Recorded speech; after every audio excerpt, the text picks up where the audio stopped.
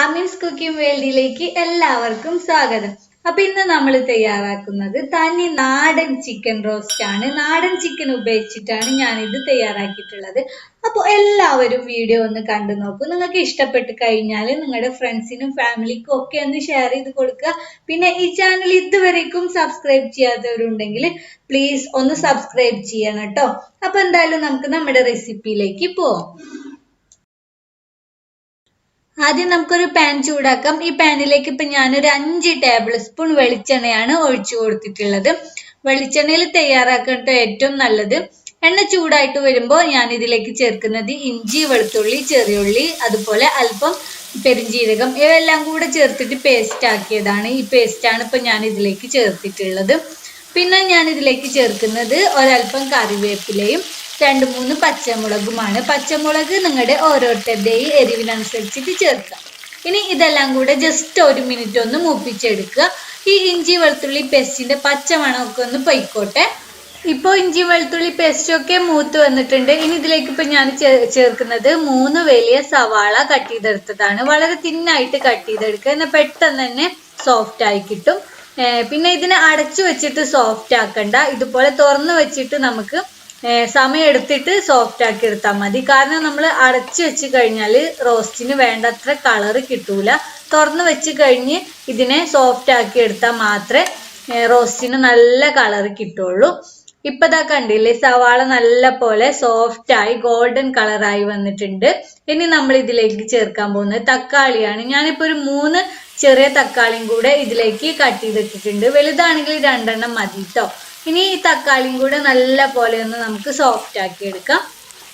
തക്കാളി നിങ്ങൾക്ക് എത്രത്തോളം സോഫ്റ്റ് ആക്കാൻ പറ്റുന്നോ അത്രത്തോളം സോഫ്റ്റ് ആക്കി എടുക്കുക. എന്നാൽ അതിനനുസരിച്ചിട്ട് നമ്മുടെ റോസ്റ്റിന് ടേസ്റ്റ് കൂടുകയാണ് ചെയ്യുക. ഇപ്പൊ തക്കാളി നല്ല പോലെ സോഫ്റ്റ് ആയി വന്നിട്ടുണ്ട്.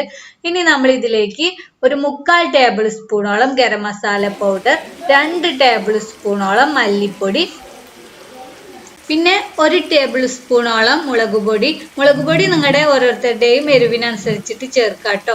ഞാൻ വളരെ കുറച്ചേ ചേർക്കുന്നുള്ളൂ. പിന്നെ ഇതിലേക്ക് ഒരു 1/4 ടീസ്പൂൺ മഞ്ഞൾപ്പൊടിയും കൂടെ ചേർത്ത് കൊടുത്തിട്ട് നമുക്ക് ഈ മസാലപ്പൊടികളെ നന്നായിട്ടൊന്ന് ഇളക്കി മിക്സ് ചെയ്യാം. എന്നിട്ട് ഇതിന്റെ പച്ചമണം ഒന്ന് പോവാൻ വേണ്ടിയിട്ട് ജസ്റ്റ് 1 മിനിറ്റ് ഇതുപോലെ തന്നെ അങ്ങ് കുക്ക് ചെയ്തെടുക്കുക.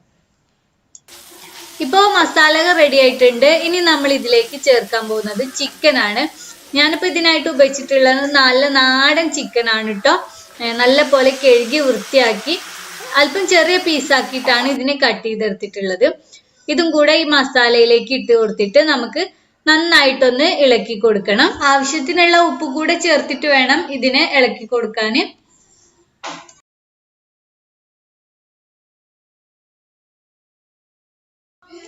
ഇപ്പതാ ഇതെല്ലാം കൂടെ നന്നായിട്ട് ഇളക്കി മിക്സ് ചെയ്തെടുത്തിട്ടുണ്ട്. ഇനി നമുക്കിതിനെ അടച്ചു വെച്ചിട്ട് ഒരു ലോ ടു മീഡിയം ഫ്ലെയിമിലിട്ട് ഇതിനെ കുക്ക് ചെയ്തെടുക്കാം. അല്പം സമയം എടുത്തിട്ട് കുക്ക് ചെയ്തെടുത്താൽ മതി. സ്പീഡ് കൂട്ടി വെക്കണ്ട. ലോ ഫ്ലെയിമിൽ ഇട്ട് വെച്ചാൽ തന്നെ ഏകദേശം ഒരു 10-15 മിനിറ്റ് ആകുമ്പോഴേക്കും നല്ല പോലെ കുക്കായി ചിക്കനൊക്കെ വെന്ത് വരും. ഇപ്പൊ കണ്ടോ, നമ്മുടെ ചിക്കനൊക്കെ നല്ല പോലെ കുക്കായി എണ്ണയൊക്കെ തെളിഞ്ഞു വന്നിട്ടുണ്ട്. ഇനി നമുക്ക് ജസ്റ്റ് ഒന്നും കൂടെ നന്നായിട്ടൊന്ന് ഇളക്കി കൊടുക്കാം.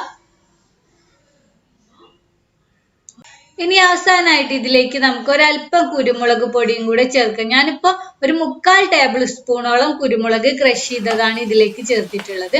ഇനി നമുക്ക് ജസ്റ്റ് ഒന്നും കൂടെ ഒന്ന് ഇളക്കി കൊടുത്തതിനു ശേഷം ഫ്ലെയിം ഓഫ് ചെയ്യാം.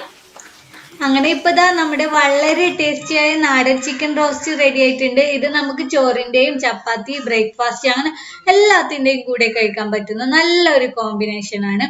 അപ്പോൾ എല്ലാവരും ഒന്ന് ട്രൈ ചെയ്ത് നോക്കുക. വളരെ ടേസ്റ്റിയാണ് കേട്ടോ. നിങ്ങൾക്ക് ഈ വീഡിയോ ഇഷ്ടപ്പെട്ടിട്ടുണ്ടെങ്കിൽ നിങ്ങളുടെ ഫ്രണ്ട്സിനും ഫാമിലിക്കും ഒക്കെ ഒന്ന് ഷെയർ ചെയ്ത് കൊടുക്കുക. അതുപോലെ ഈ വീഡിയോ കണ്ടുകൊണ്ടിരിക്കുന്ന ആരെങ്കിലും ഈ ചാനൽ ഇതുവരേക്കും സബ്സ്ക്രൈബ് ചെയ്യാത്തവരുണ്ടെങ്കിൽ പ്ലീസ് ഒന്ന് സബ്സ്ക്രൈബ് ചെയ്യണം കേട്ടോ.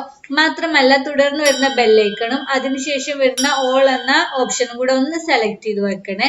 എന്നാൽ മാത്രമേ ഞാൻ പുതിയ വീഡിയോസ് ഇടുമ്പോൾ ഉടനെ തന്നെ നിങ്ങൾക്ക് നോട്ടിഫിക്കേഷൻ ആയിട്ട് ലഭിക്കുള്ളൂ. അപ്പൊ നമുക്ക് വീണ്ടും ഒരു പുതിയ റെസിപ്പിയുമായിട്ട് കാണാം. Thank you.